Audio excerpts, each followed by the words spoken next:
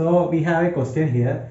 A train with cross-section area ST moving with a speed of v1 inside a tunnel. So a train is moving with a tunnel inside a tunnel, and the area of cross-section of train is ST, and the velocity of train is v1.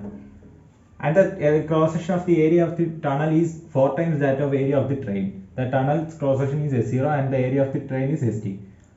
So the relation between the area of the tunnel and the area of cross-section of train is S0 is equal to 4 times ST. Assume that the all air density in front of the train flows back between its sides and the walls of the tunnel. So whatever the air in front of the train is displaced by the train, and the air is flowing back between the sides of the train and the walls of the tunnel. Assuming that the air flows with respect to train is steady and laminar. We have in this question is clearly said that the with respect to train the velocity of air is steady. That means the air is also having an initial velocity and laminar flow. And also one more thing that in this case laminar flow is clearly defined. Take the ambient pressure, and that inside of the train is P0. If pressure in the region between the sides of the train and the walls is P, then we need to find a relation between P0 and P, and we have to get the value of n. And it is given that P0 minus P is equal to 7 by 2 n into rho v square, where rho is the density of the air. So we need to find the value of n. So we can look into the question. So we are drawing a diagram. In this diagram, we can consider that the train is moving through this tunnel, and if we check the cross section, this is the picture that this is the front side of the train and this is the side, and whatever the air displaced in front of the train is moving through between the side and the walls of the train. So we know that the area of the cross section of the train is ST, and that of the tunnel is 4 times ST. So when the train is moving, the only area available for the air to flow back is remaining area, that is the area for ST minus ST, that is the area of cross section is 3 times ST. And it is clearly said in the question that when the train is moving in this direction, the air in front of the train is stationary. Stationary means it has the same velocity that of the air. So we can apply Bernoulli's principle in between this point and one point in front of the train, so that we can find the relation between the pressure at this point and this ambient pressure P0. So in order to apply Bernoulli's principle, we need to consider 2 points, one here and the other on this side. So we can write Bernoulli's principle for these two sides.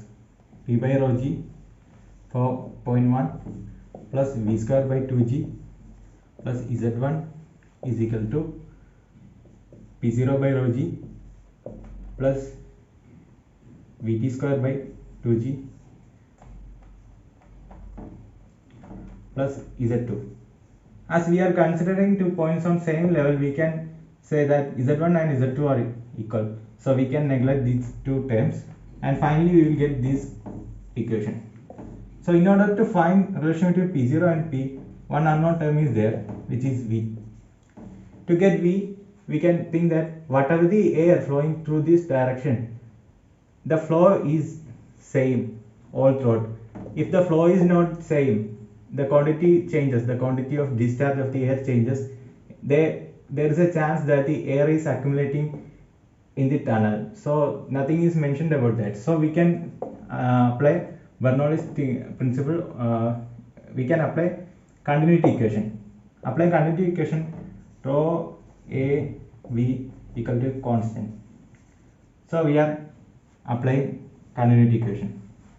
On point 1, we are applying continuity equation. We will get it as 3 times area into density into velocity of air flowing back, which is equal to velocity of air at point 2 into the cross section area 4st and density rho. And nothing is mentioned about the change in density of the air, so we can neglect these two terms in both the sides. So we can write it as V is equal to 4 Vt by 3. we can see that V is greater than 40 by 4 Vt by 3. That is, the area decreases, area of cross section decreases, velocity of air increases. Then we can substitute this equation, V equal to 4 Vt by 3 in this side.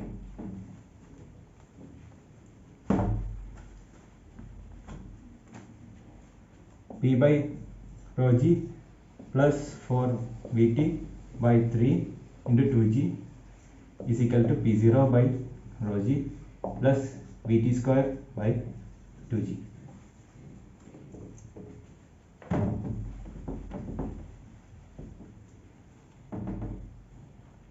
And we are rearranging it as P minus P0 by rho g is equal to Vt square into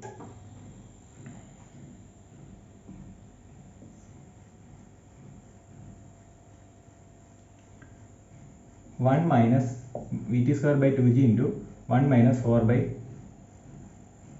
3. And we have V square here. So we need to take the square value.